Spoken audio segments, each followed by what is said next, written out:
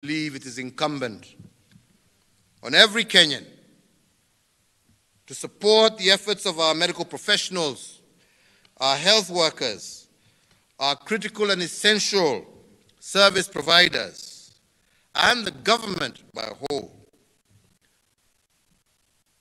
by doing one simple step: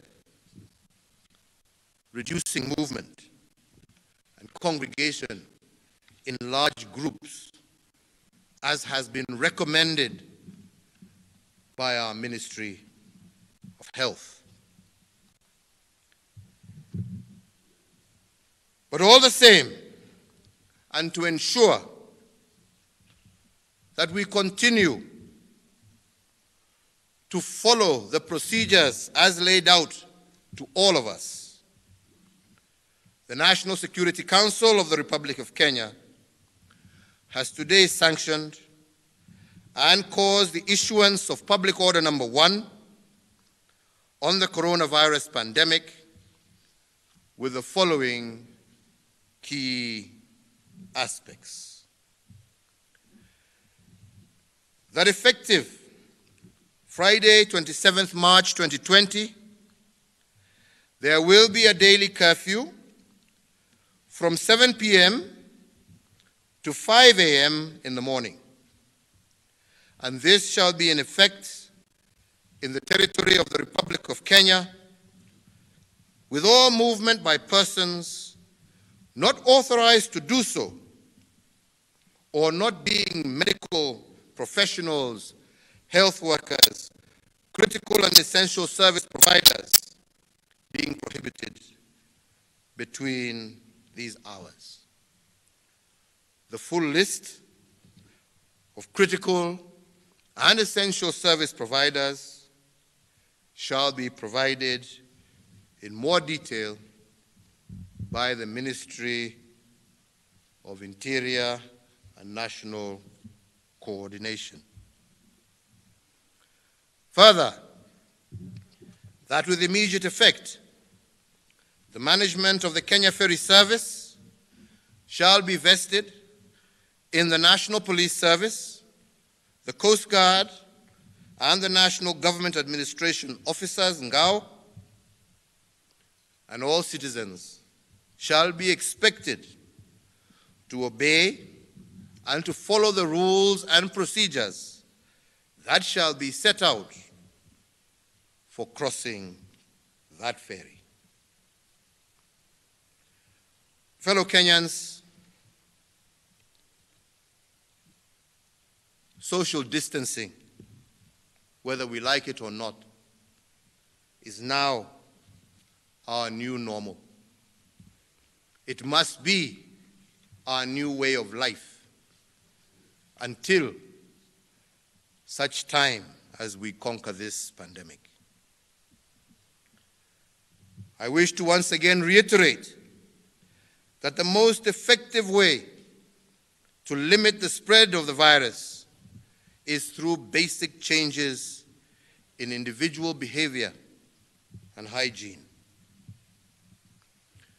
I cannot but state with deep regret that we have recently experienced cases within our country where transmission was from our political and our religious leaders, who unfortunately failed to heed the guidance of the Ministry of Health on self-quarantine and social distancing.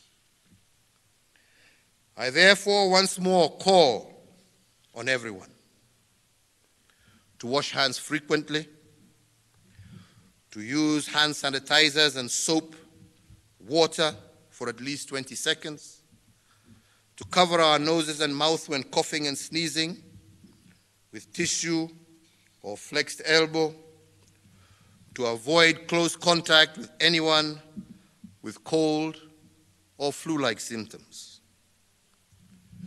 These measures, fellow Kenyans, as simple as they may sound, will slow the spread and ease the effects of COVID-19 on our nation and allow our healthcare system and our first responders to most effectively deal with this pandemic.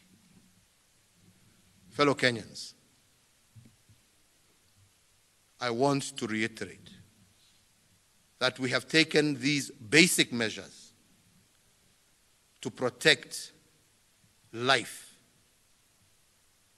to protect the health of our citizens. If these measures are deemed to be inadequate, we shall, without hesitation, take even further and more drastic measures to ensure that the cardinal duty of the government and the state, which is the protection of life and property, is assured. So I make this appeal to you once again. Let us adhere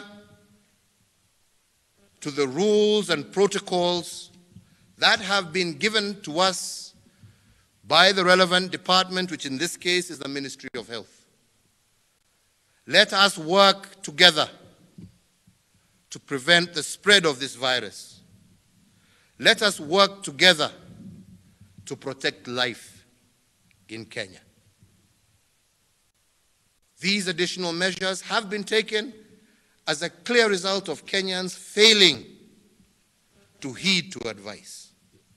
Let us not find ourselves being forced to take even sterner action.